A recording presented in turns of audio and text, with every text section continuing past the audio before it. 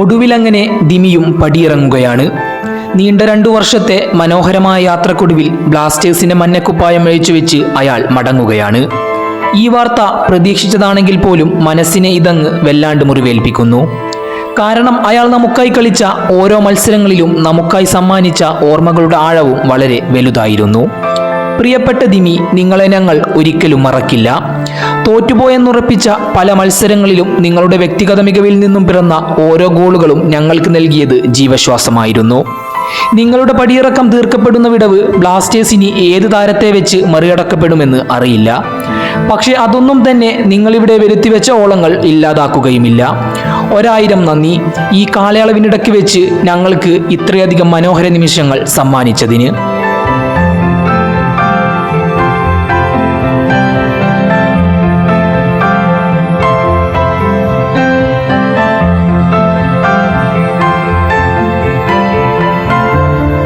വർഷം 2022 മാർച്ച് 20 ഫത്തോഡയിൽ വെച്ച് നടന്ന ISL 8ാം സീസൺ ഫൈനലിൽ ഹൈദരാബാദ് FC-യോട് പെനാൽറ്റി ഷൂട്ടൌട്ടിൽ പരാജയപ്പെട്ടുകൊണ്ട് ബ്ലാസ്റ്റേഴ്സ് 3ാം തവണയും കിരീടമില്ലാതെ മടങ്ങി.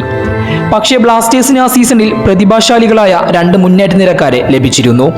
സ്പാനിഷ് താരം അൽവാറോ വാസ്കസും അർജന്റീനൻ താരം പെരേര ഡിയസും.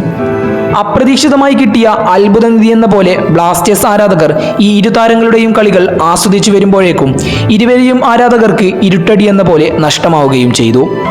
ഈ തീരുമാനത്തെ വലിയ തോതിൽ വിമർശിച്ച ആരാധകർക്കിടയിലേക്കായിരുന്നു ബ്ലാസ്റ്റേഴ്സ് മറ്റൊരു താരത്തെ അവതരിപ്പിക്കുന്നത്.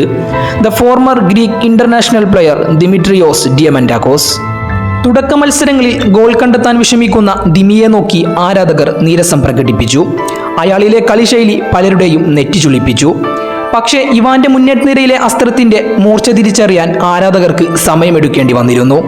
ഗോൾ കണ്ടെത്താൻ വിഷമിച്ചിരുന്ന അയാൾ ആ സീസണിൽ 10 ഗോളുകൾ അടിച്ച് ബ്ലാസ്റ്റേഴ്സിന്റെ ടോപ്പ് സ്കോററായി മാറി.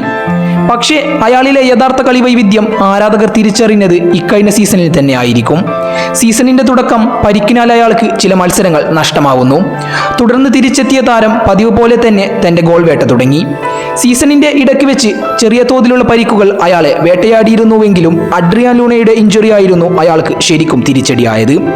ആ ഒരു പരിക്കിന് ശേഷം തന്റെ ടീമിന്റെ മുഴുവൻ ഭാരവും അയാൾ ഒറ്റയ്ക്ക് ചുമലിലേറ്റി മുന്നോട്ട് തന്നെ സഞ്ചരിച്ചു. അപ്പോഴൊക്കെയും അയാൾ തന്റെ ഗോൾ വേട്ട തുടർന്നുകൊണ്ടേയിരുന്നു. സീസണിന്റെ അവസാന ഘട്ടത്തിലേക്ക് എത്തിയപ്പോൾ വീണ്ടും പരിക്കുകൾ അയാളെ വേട്ടയാടി. പ്ലേ ഓഫ് മത്സരങ്ങൾ ഉൾപ്പെടെ അയാൾക്ക് നഷ്ടമായി. എന്നിട്ടും ഗോൾ വേട്ടയിൽ അയാളെ മറികടക്കാൻ മറ്റൊരു താരത്തിനും കഴിഞ്ഞില്ല. കഴിഞ്ഞ സീസണിൽ ടീമിന്റെ ടോപ്പ് സ്കോററായ അയാൾ ഈ സീസണിൽ ലീഗിലെ തന്നെ ടോപ്പ് സ്കോററായി മാറി.